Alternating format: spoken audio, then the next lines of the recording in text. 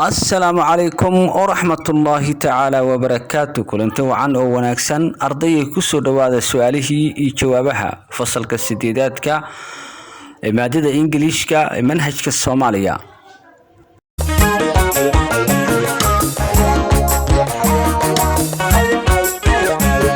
يا معلمكينو دينتي أقانتي كردد عذابتو كردد عذابتو عشقي سدور بذا عشقي دور بذا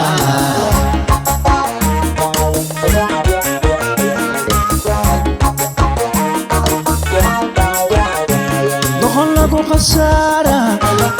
السلام عليكم ورحمة الله تعالى وبركاته كسر دواء channel كأستاذ عبد الناصر الجنال هذه نقول صبتها فضلا سبسكرايب إنه صار سيادة وقوم من نقطة أصحابته حتى هرنو اللي جوكتني لايك يو كومنتي مهد سنت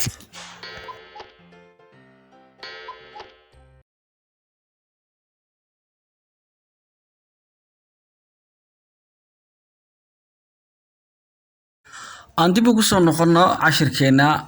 سؤاله هنا جوابه هنا مانتا وعنا قادنينا يونت 5 يونت كشناد الراديو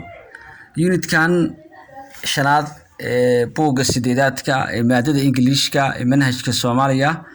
يونت كيسا شناد أيام وحن كبحنينا سؤاله يجوابه قارية إلا سديد سؤال إلا سديد أنكو بالله سؤال شيء نكوبات وحيدو عيسى سيدة تن who invented the radio يا عريي أما soo saaray raadiyaha kumoo ahaa midka soo saaray raadiyaha jawaabtu waxay noqonaysaa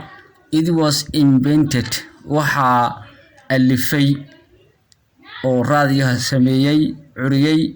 by an Italian engineer nin Talyaani ah oo engineer ah called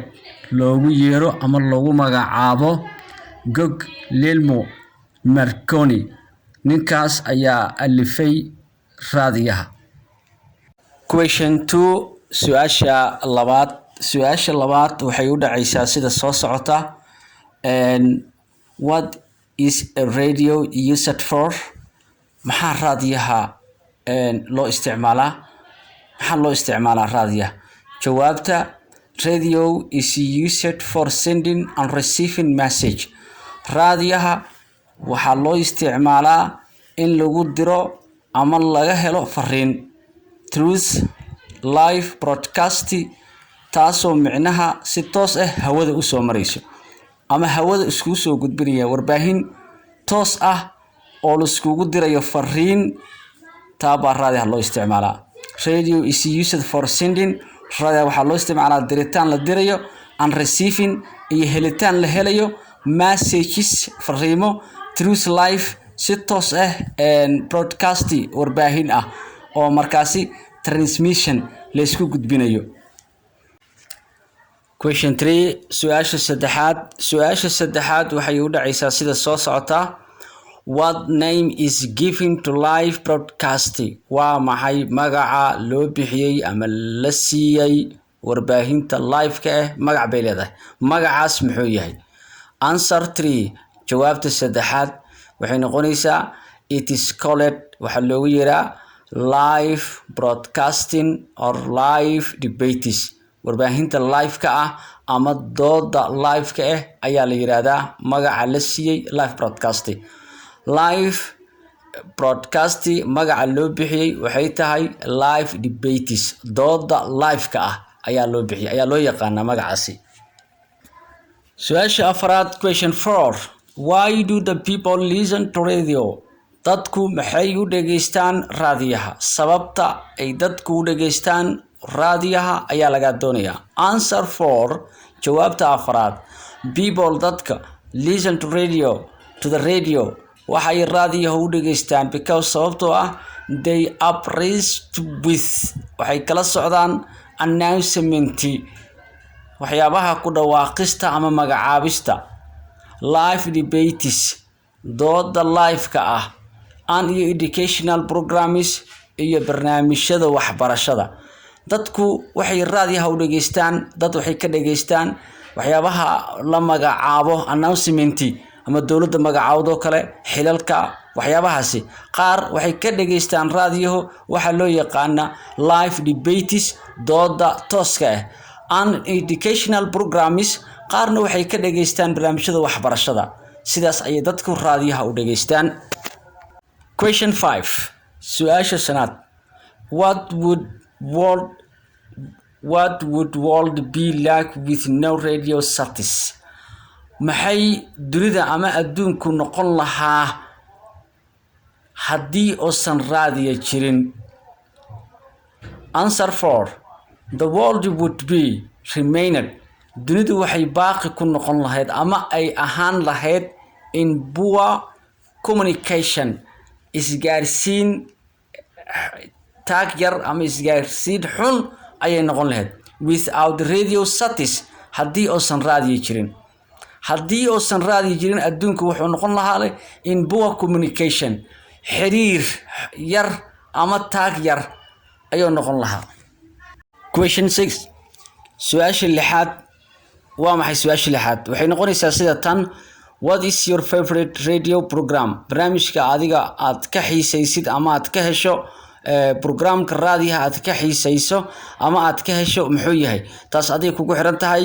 wax alaal wixii aad ka heshid raadiyaha oo qof walba wax buu ka jecel yahay raadiyaha ku dhageysto marka adiga favorite-kaada laga rabaa wixii aad ka heshid. Answer jawaabtu lixaad waxay noqonaysaa my favorite radio program is educational programs waxyaabaha aan ka xiiseeyo raadiyaha barnaamijyada aan ka xiiseeyo raadiyaha waxa weeyaan barnaamijka waxbarashada. Question 7 su'aasha toddobaad waxa ay noqonaysaa what can you learn from radio program maxaad ka baran kartaa barnaamijka raadiyaha maxaad ka baran kartaa adigu. I can learn answer jawaabtu waxay noqonaysaa I can learn waxaan ka baran karaa religious lessons cashiro diin ah and scientific lessons cashiro oo scientific ah educational programs barnaamijyo waxbarasho ah and iyo historical events iyo dhacdooyin taariikh ahaan ayaan ka baran karaa. hadaa lagu yiraahdo maxaad ka baran kartaa raadiyo intaas bas ka soo qaadan kartaa I can learn waxaan ka baran karaa religious lessons cashiro diimeed baan ka baran karaa scientific lessons cashiro scientific educational programs barnaamijyada waxbarashada aan ka baran karaa an iyo waxaan ka baran karaa historical events dhacdada taariikhda ah ayaan ka baran karaa. Question 8 su'aasha sideedaad waxay u dhacaysaa sida tan suggest the program which is meant for entertainment waxaad soo jeedisaa ama sheegtaa barnaamij kaasoo micnihiisu yahay madadaalo oo raadiyaha ka baxa la rabaa wax ka sheeg marka waxaa ka mid ah answer 8 jawaabta sideedaad waxay noqonaysaa waxaad dhigi kartaa radio dramas riwaayadaha raadiyaha baa ka mid ah talent show hibada showga baa ka mid ah waxyaalaha la soo bandhigo oo dadka hibo u leeyihiin waxaa ka mid ah live shows showga mataqaanaa live-ka u baxa tooska ah laga soo daayo ayaa asigana ka mid ah an iyo morning walk up shows iyo barnaamijka subaxa toos la yiraahdo hoodi barnaamijkaas ka mid ah riwaayadaha ka mid ah talent shows ka mid ah inta ba u soo tixaysa waxyaabaha madaalada raadiyaha ka baxa. su'aalaheeni sideeda su'aal ayuu unit-kan lahaa oo direct ah wuxuu leeyahay su'aalo kale oo asigana meelaha banaan buuxi ah hadduu ilaahay yiraahdo insha Allah ta'ala da nagastil ayaan casharka xiga ayaan muuqaalka xiga ee soo socda waxaan qaadan doonaa meelaha kala meelaha banaan buuxi field blankiska iyo su'aalaha isku raadi ah oo casharka qaybtiisa kala ah casharkan wuxuu lahaa sideeda su'aal oo direct-ga ah wad ku mahadsantihiin barnaamijka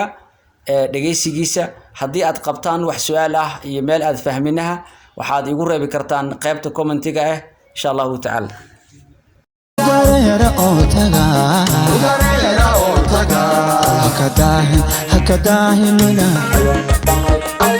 hakadaahin waligaa